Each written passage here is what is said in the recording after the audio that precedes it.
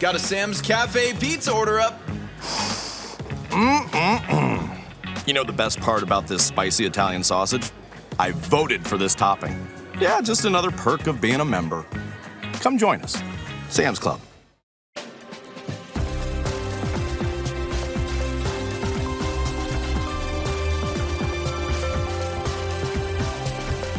If you've eaten mac and cheese, opened a bag of Doritos, sprayed Windex, or poured Absolute, you've been touched by Ann Mukherjee's work.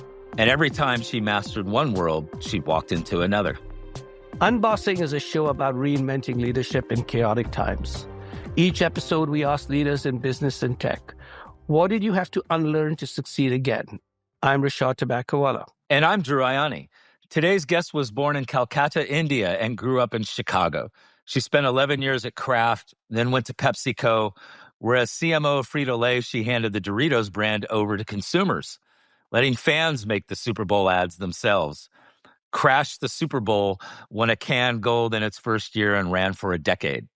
From there, she became the first global CMO of SC Johnson, Windex, Glade, Ziploc, running their $12 billion business across 90 countries.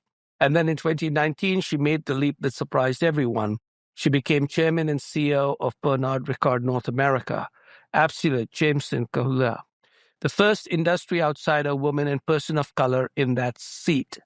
And her first major act as CEO was launching an Absolute campaign about sexual consent. At the end of 2023, she stepped down voluntarily to focus on her family. Today, she serves on boards and is program director of the University of Chicago Booth Global CEO Program, alongside our illustrious co-host, Rishad Tobaccowala. Anne has a line I keep coming back to. The CEO of the past was expected to be all-knowing. The CEO of today has to be all-learning. That sentence is in many ways the entire premise of this show. Let's get to our conversation with Ann Mukherjee. Anne, thanks again for doing this. Thank you for having me. So, Anne, one of the things this show is about is unlearning and unbossing. And I've learned a lot from you. And one of the things that stood out in one of the conversations that you had was about how we will always have our weakness and we have to embrace it. And that was one of your unlearnings, I guess, over time. Can we begin there? Absolutely. So, I think that has been my biggest learning in my life, that I think everything that culture teaches us, our society teaches us, our parents teach us, is to always be perfect, always strive for better. And I don't disagree with the striving for the better, but I have learned perfection is a sickness.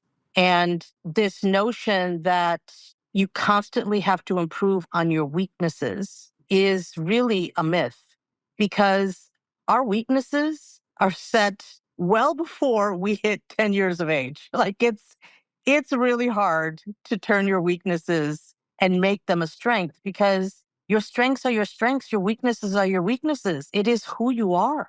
And to embrace them is to really understand how to unleash your full potential, because your weaknesses actually make up your strengths. They're two sides of a coin. And to be self-aware about both and to strengthen one and compensate for the other, boy, amazing things can happen in life. Yes. So speak a little bit about your own experience about how, I think one of the areas you talked about was public speaking, but there were quite a few others. But this entire idea that if you are aware of your weaknesses, you can compensate for them, but they also reveal in them the opposite, which is the strength. Absolutely. I mean, I think, as I say to anyone who will listen to me, which is do your own SWOT analysis. In business, we do it all the time as a way to get competitive advantage, and really understanding your strengths so you can unleash them as your unique, defining, differentiated kind of way to break out in the world. If you can't think on your feet, that's okay. Figure out how to interact in a way that allows you space to think. And when you can do those things, it will actually allow you to go deeper. And deeper is the other two parts of the SWOT analysis, which is the opportunities and threats. And really what I've learned, and I'm going to talk about threats for just a second, that's where our failure lies. Because threats are the things that scare us. Threats are the things that make us play defense rather than offense. And these are deep-seated fears that may be justified, may not be justified. And, I always tell the story about early in my career when I was working at Kraft Foods and I would come home every day angry. And my husband would be like, "What's wrong with you?" And I said, "Oh, I had another fight with so-and-so." And he goes, "Why?" "Because I have to keep proving myself that I'm worthy of my job." And he's like, "What do you mean?" I said, "Of course I do. What if they fire me? And then what are we going to do about the mortgage payments?" And he said, "Okay, first of all, no one's going to fire you. But if they do, what's your fear?" I said, "That we won't be able to take care of our family." I said, "Okay. So do you think you can get a job in 2 years if you get fired?" 2 years? Of course I can. I said, "Okay, I'm going to take all our daily expenses for 2 years and put it in escrow." I'm like, "You can do that?" I said, "Of course I can." So that means if I get fired, we'll be okay? I said, "Of course we will." I went into work the next day and I said, "Okay, go ahead, fire my ass." And it absolutely changed my orientation of how I interacted and how I gained confidence. And these fears are okay to have. We're all human. And to admit them and solve for them will allow you to play on your toes. And when you play on your toes, then you find your rough diamonds. You alluded to one of them. For me, early in my career, I was absolutely terrified of public speaking. I'm an introvert, and I just could not face big groups of people. And boy, I knew that if I was going to get ahead in this world as a leader, I had to turn that opportunity into a strength. And I worked on it. Toastmasters and practice and just experience after experience, learning and getting better. And, today I'm not a bad speaker. I'm a pretty okay speaker. And it was important if I was going to get ahead. Yeah, you're okay as a speaker as Patek Philippe watches are okay as watches. So that's kind of works. So, you've worked for many, many years across lots of different companies. But if I were to basically talk about before this most recent chapter, there have been like 4 chapters, if you sort of think about it. There was basically the cheese chapter, the chips chapter, the wax chapter, and then the alcoholic chapter to finish it all up. It was like, you basically said, "I'll go get high on cheese, then I'm going to go one by one all the way down." So that was, Kraft, 11 years, 10 years at Frito-Lay and Pepsi, another 5 years at SC Johnson, and then 4 or 5 years as the CEO of Pernod Ricard. So in that sort of area, I'm just going to sort of ask you a little bit, broadly, how would you sort of explain those 25, 30 years as an overview? And then we can go a little bit more specific. Like, what made you go from one to the other? Or was it just like someone, you walked in by mistake to a different company? So what was sort of the logic? And is there any rhyme or reason outside of the fact that you could say there's a common theme might be that there's a lot of food till you get to like the SC Johnson part of it. And there's sort of packaged goods, I guess. I would tell you my logic is I actually love working on brands that are wants, not needs, and creating and unleashing passion and permissible permission behind life's wants is just a fabulous exercise. I've had the honor and benefit to work on some multi-billion-dollar world-class brands. And to be able to unleash people's imagination and desire has been an incredible experience.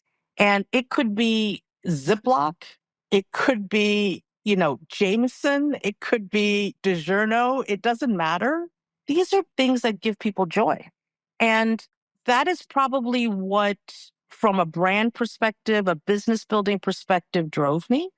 But in terms of my career trajectory and what led me from one company to the other is probably 2 very simple things. One, I'm a learner. And Every time I stopped learning at a company, I was done. I wanted to move on to the next thing. And in each one of these cases, it's interesting, while they're all huge and big brands, in some respect, they were the underdog. And it wasn't about me joining a company to keep the trains running on time.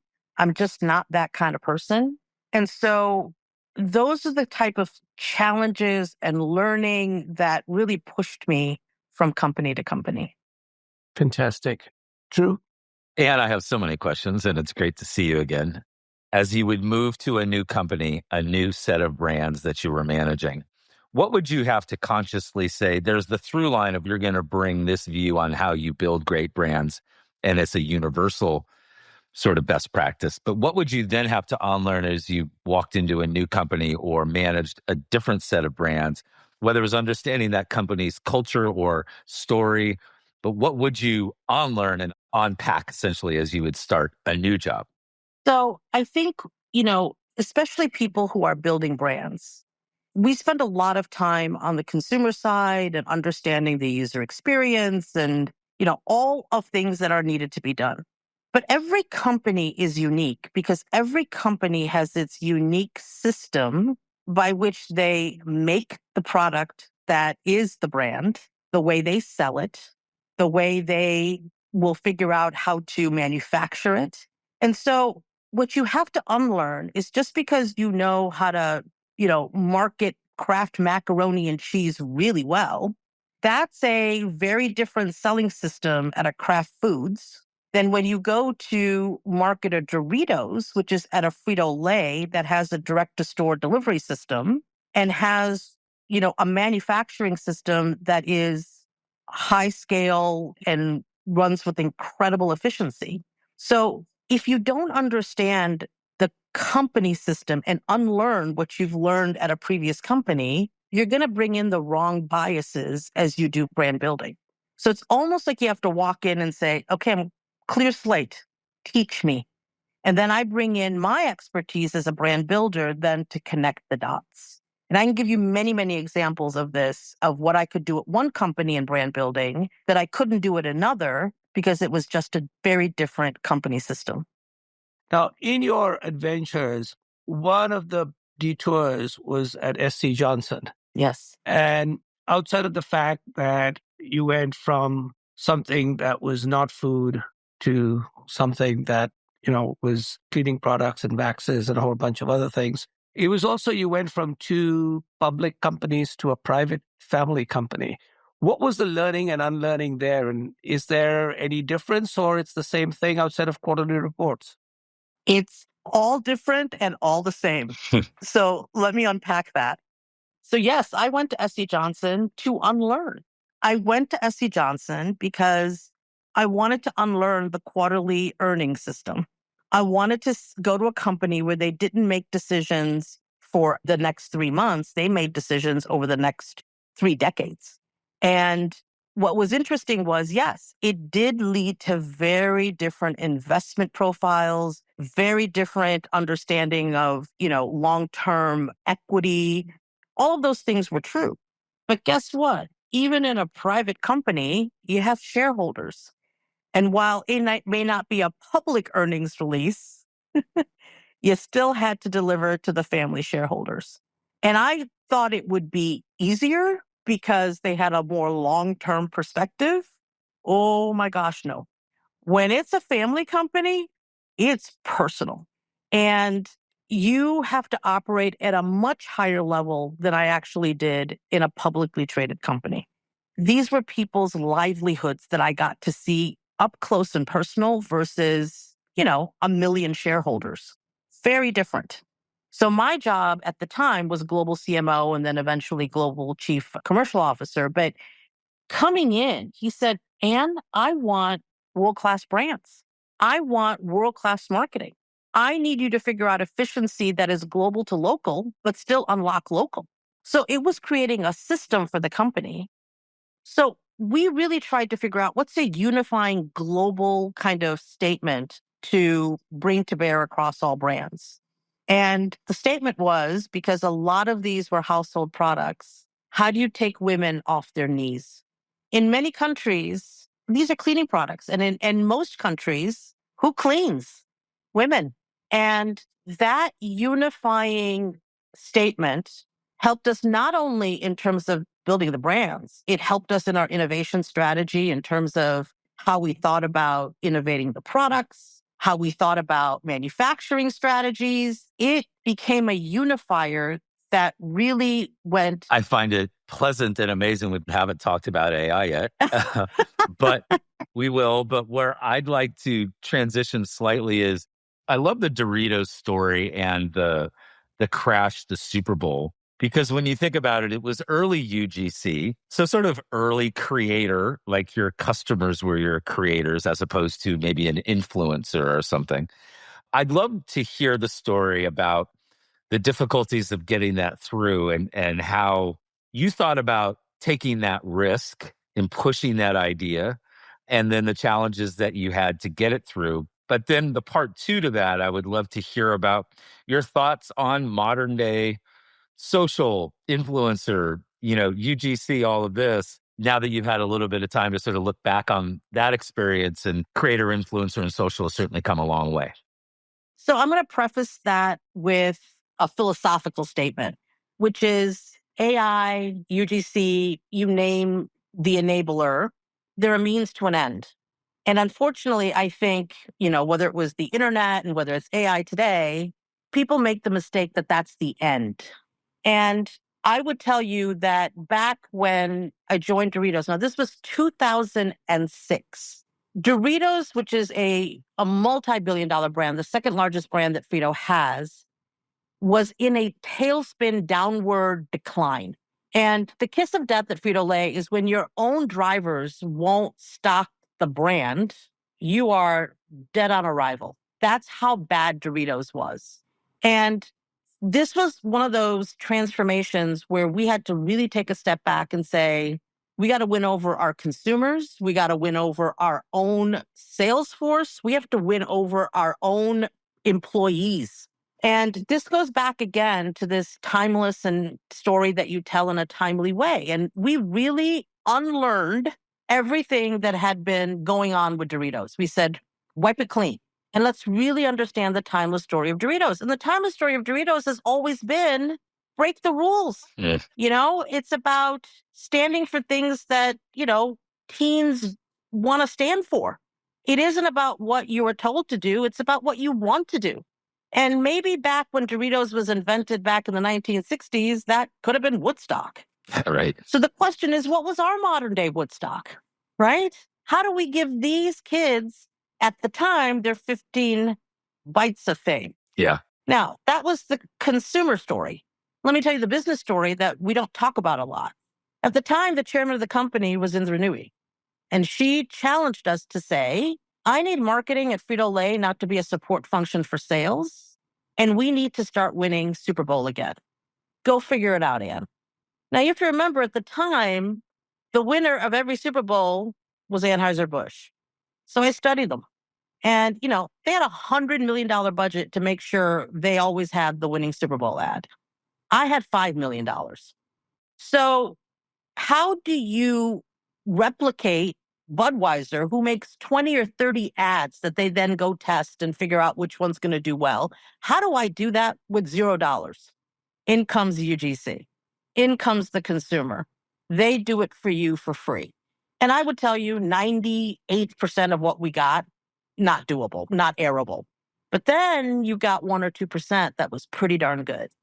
And then you figure out the testing methodology that Budweiser did. We did the same methodology.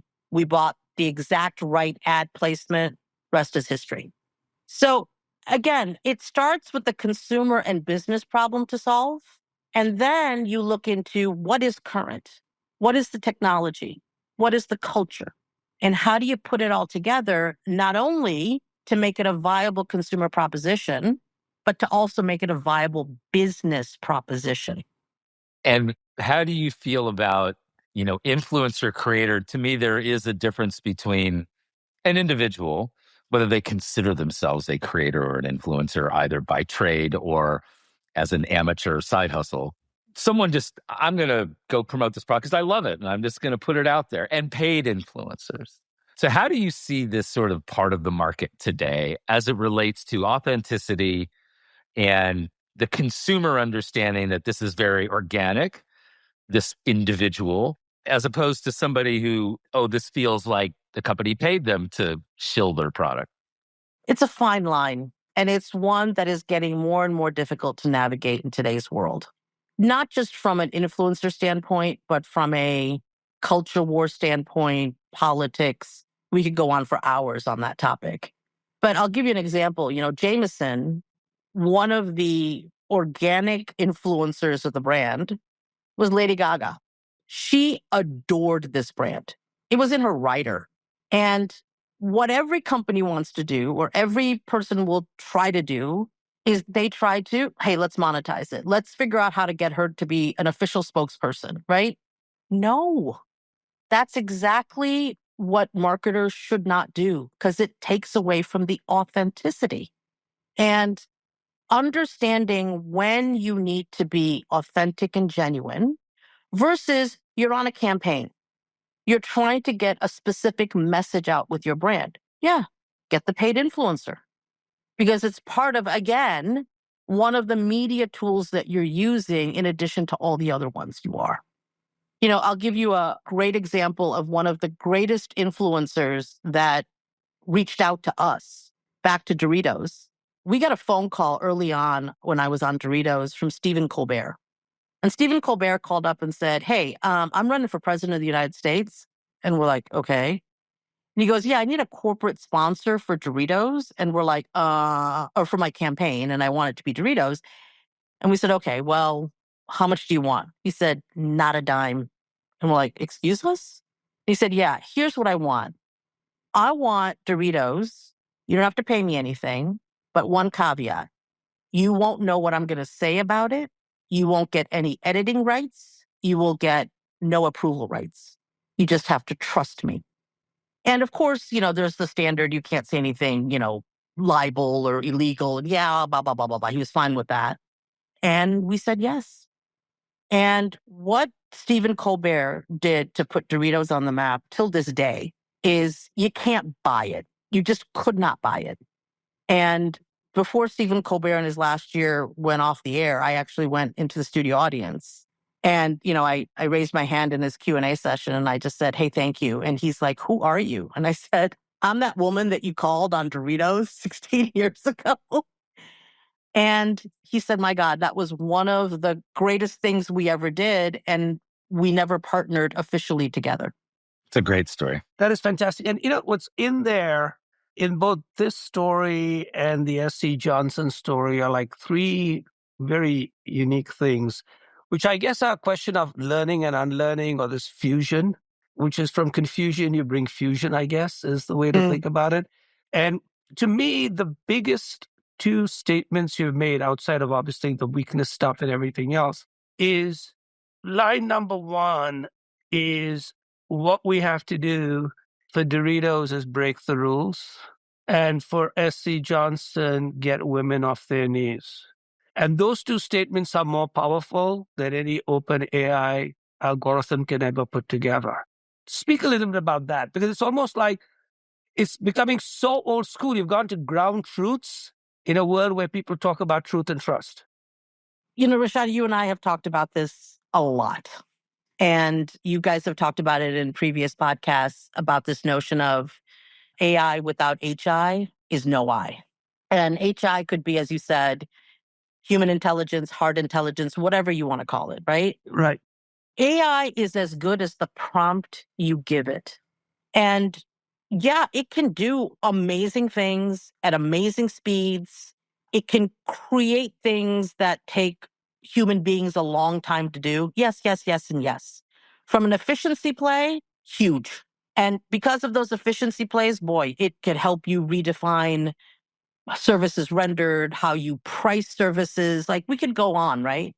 But all of that is predicated on, if you don't have a competitive advantage on how you prompt AI, it will be a commodity in what it gives you versus it giving you something that gives you an edge in the marketplace. And to your point, this notion of get women off their knees. If that is a prompt to AI, tell me AI, what are all the things that women are facing because they are on their knees? Right. What it will give you in return as fodder.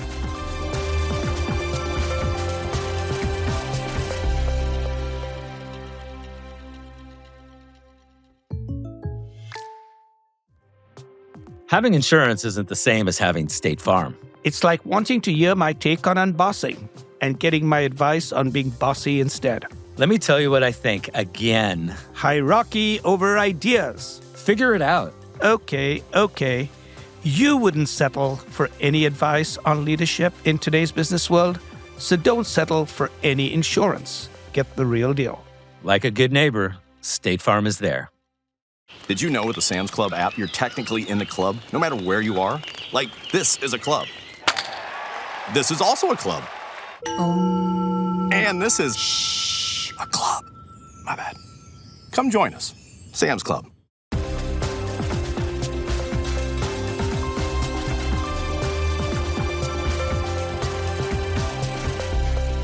And at one of our events, and, whatever, we're in the day and age where we can say it, you said AI the shit out of yourself.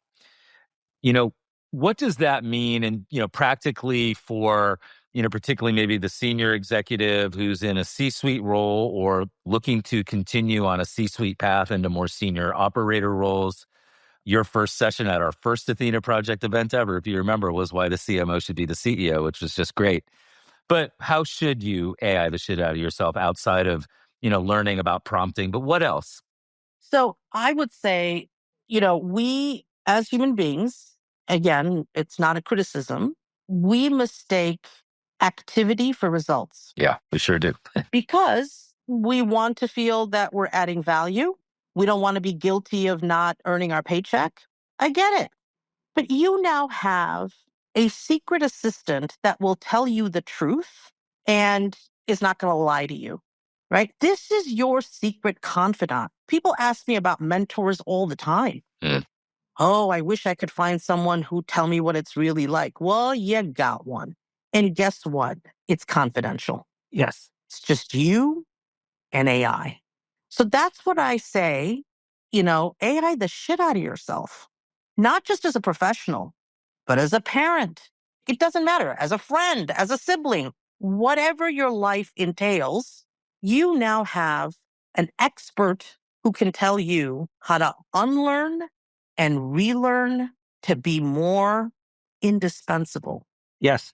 It's like having a personalized world-class teacher who's willing to give you corporal punishment, but of the mental kind. Yes. Right? Which I think is sort of very, very important. And, one of the things that you mentioned, and I remember this because you said, one of the questions to ask is ask you to write your obituary. Yes. And I did. One of the questions I always ask, and it's kind of fun, and I tell people, don't ask, tell me about Ann Mukherjee, right? But say, or don't tell me about Rishad Tobaccowala. What I say is, tell me why Rishad Tobaccowala sucks. Yeah. Okay. It's a much more interesting answer than tell me about why I'm so good or tell me about myself.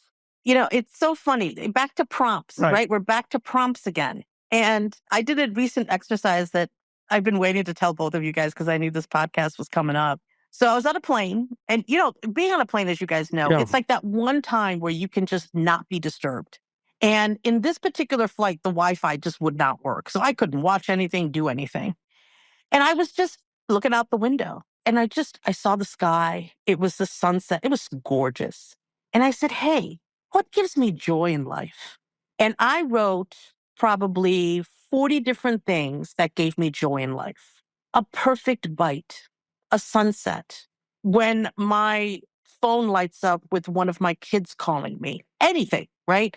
When my husband gives me a cup of coffee in the morning, right?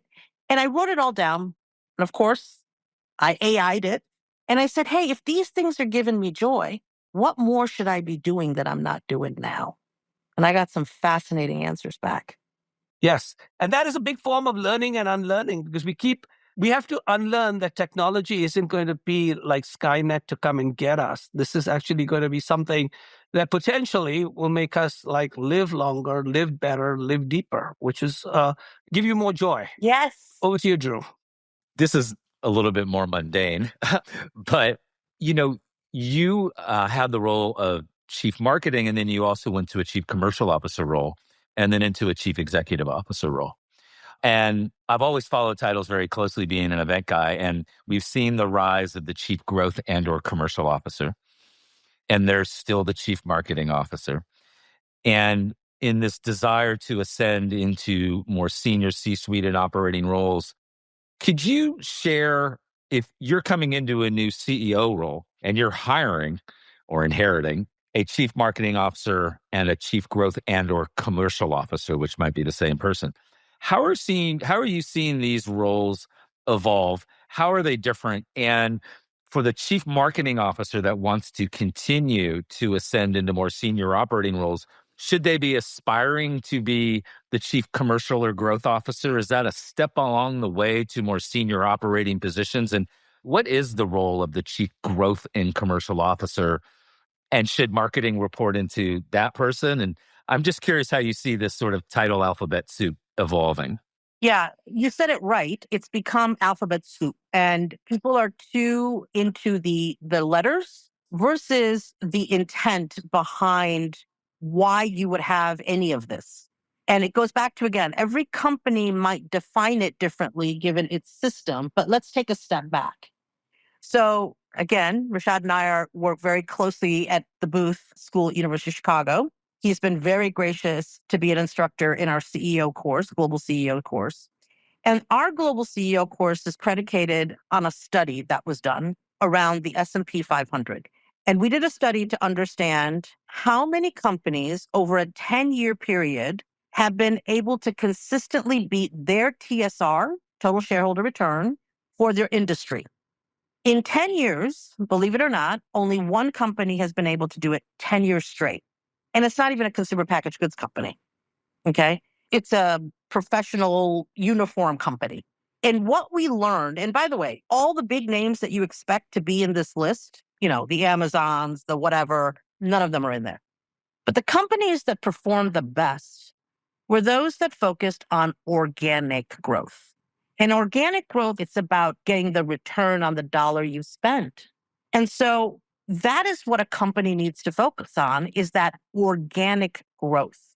Now, for some companies, that may be the chief marketing officer, if you're a consumer packaged goods company. For some companies, it might be their R&D officer because they're a pharmaceutical company. The issue isn't what the letter is. The issue is, have you identified the person in that organization that is responsible for architecting growth, organic growth? And that person should be the CEO's right-hand person, because no CEO is going to be successful if they can't drive consistent growth. America's been always known as the innovation economy. As innovation has died because it's gotten riskier, people are making their numbers through productivity. Nothing wrong with that. But after a while, when you take the fat out, maybe even start taking out some of the muscle, and then when you start taking out the bone and you got nothing left, that's when we see companies die. That's interesting in that in the times that we've talked about this at our events, I've never thought of the angle of your contention as to why the CMO should be the CEOs. And having been a sell-side analyst on Wall Street for a time in my life, I understand. Anybody can do cash management, or what we might want to call financial engineering. Anybody can buy a bunch of companies, can buy their way to growth. But your contention is that the CMO is the most qualified to drive organic growth, which is really the ticket to consistent TSR over time. Is that really the fundamental sort of argument? It really is. I think that's fascinating. I never thought of it that way. Yeah, and that means the CMO can't just be about the old school definition of marketing. CMO has to think about growth. So you got to understand what you're doing and how it connects with the manufacturing system and the selling system. And it's about understanding how to connect demand, predictive demand, to how you supply it in a way that gives you competitive advantage. That's it. It's as simple as that. Amazing. Well, now we're going to move to your most recent phases. And your most recent phases obviously were the years at Pernod Ricard and then you're leaving Pernod Ricard and to what you are doing now. So could we first begin with what you are doing now? What made you leave Pernod Ricard? And then we could talk a little bit more about those things because I'm sure in your new next career, you also combine some learning and unlearning. Oh my gosh, did I ever. So I left Pernod Ricard not because I wanted to, but because for work-life balance, I had to. I've always believed people can have it all, but not every day and over a lifetime. And I was faced with a family crisis. My husband was very sick, and I just couldn't do the commute to New York and Paris from Dallas. So I said, okay, I'm going to take a break. Once I get him better, and he is better, I'll come back. I'll do something in the corporate world again.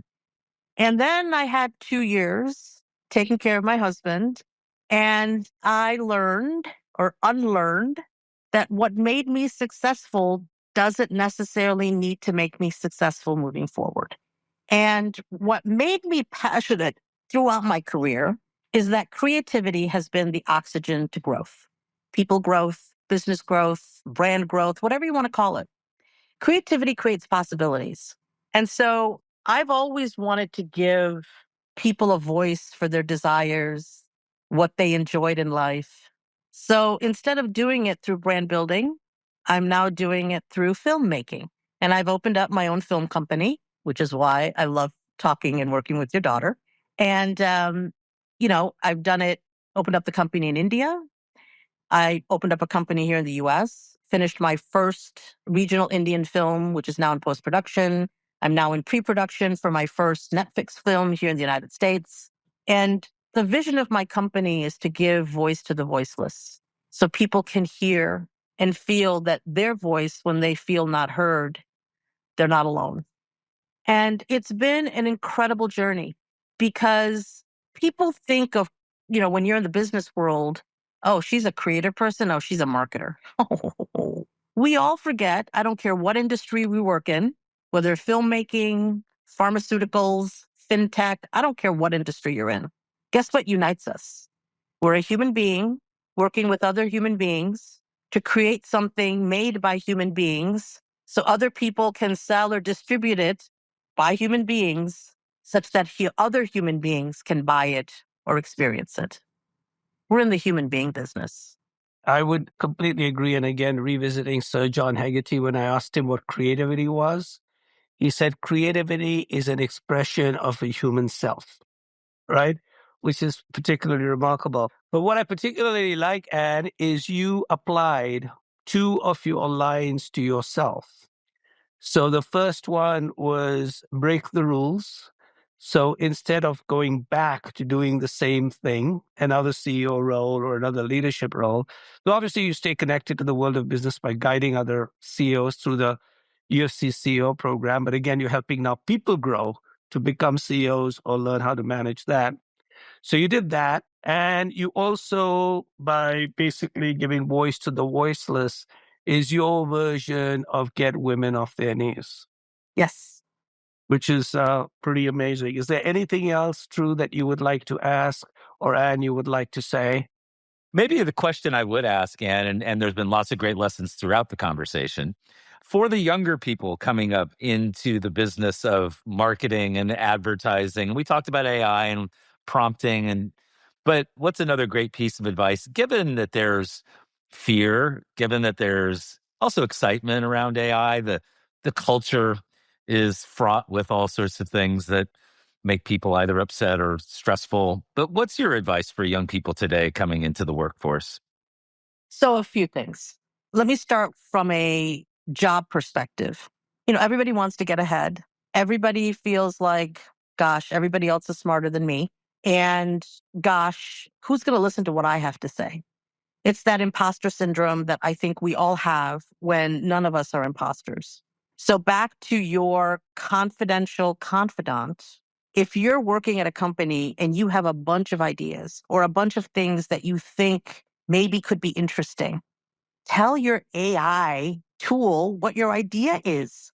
Let them tell you, oh yeah, it's been done before. Oh, that's interesting. Like, You've got a secret confidant who can give you confidence. Use it. And never think that just because something has been done before, it can't be done again, but with a new spin or in a new industry. There are different ways of making an impact. One of the things that I told my teams always, study best practices, not necessarily just to emulate them, but so you can invent your own. And everyone has that ability. So use the tools that you have.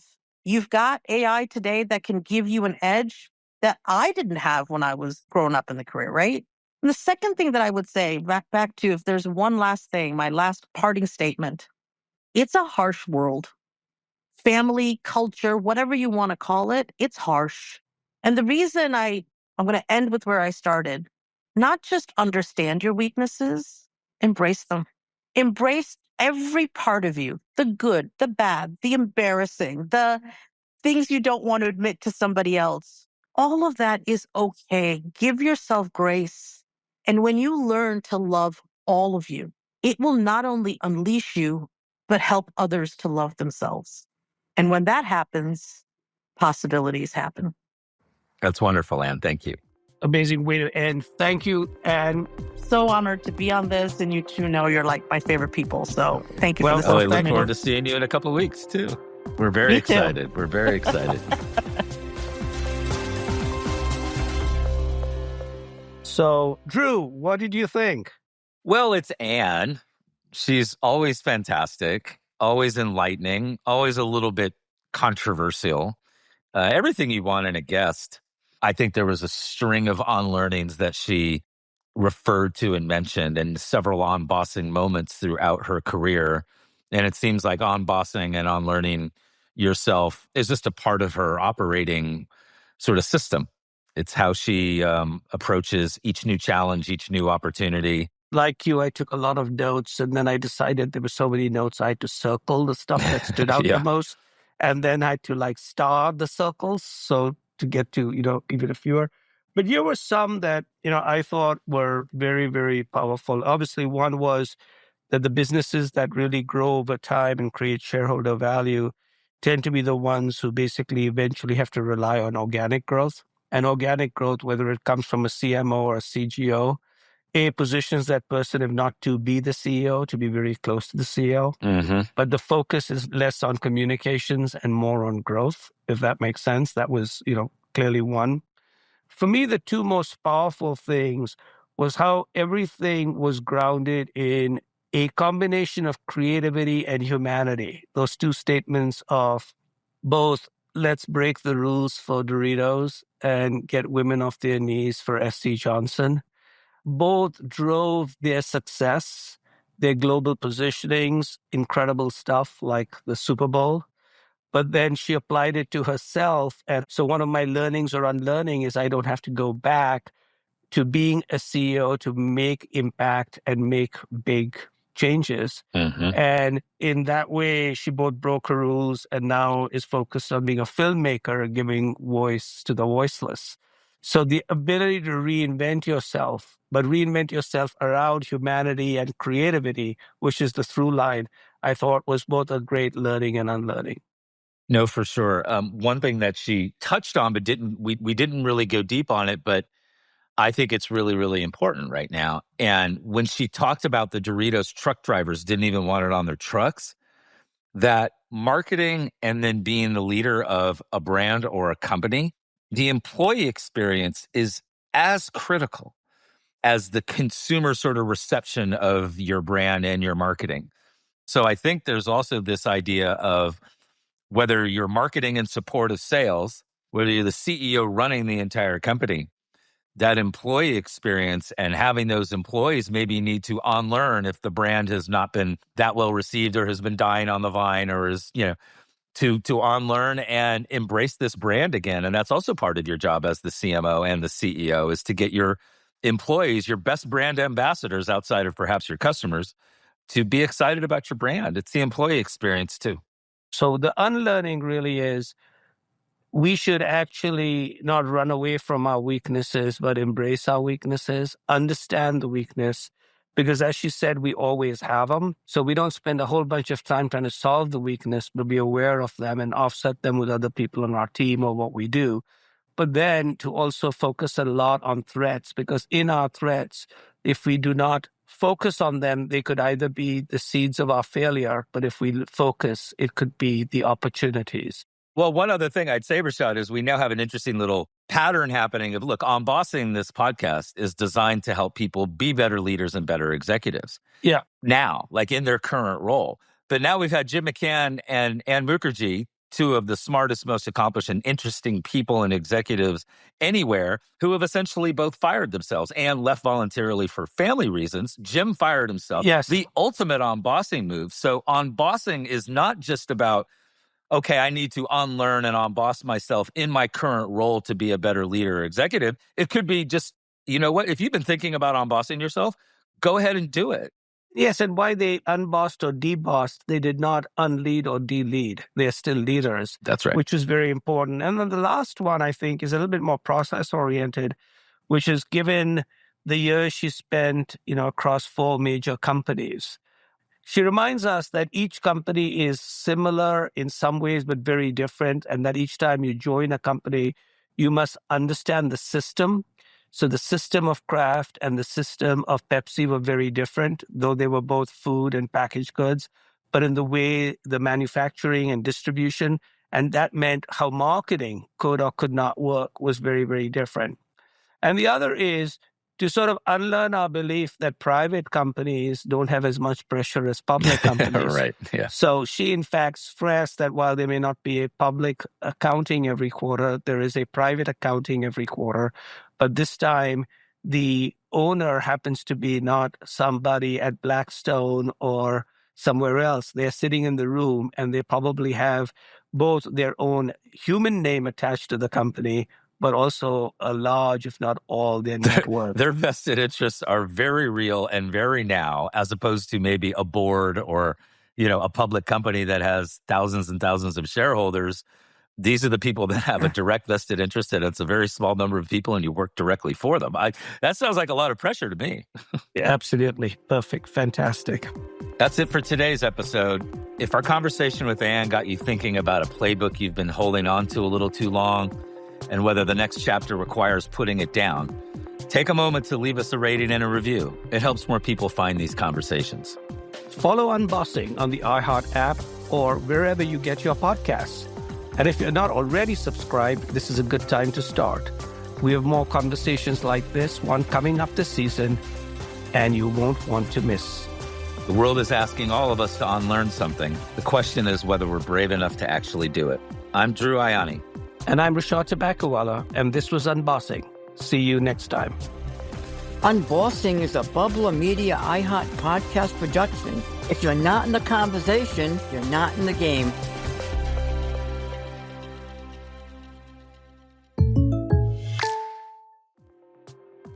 Having insurance isn't the same as having State Farm.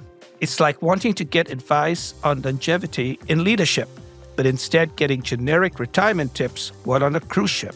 It's certainly a different take on people who want to go places. You wouldn't settle for just any marketing podcast, so don't settle for any insurance. Get the real deal.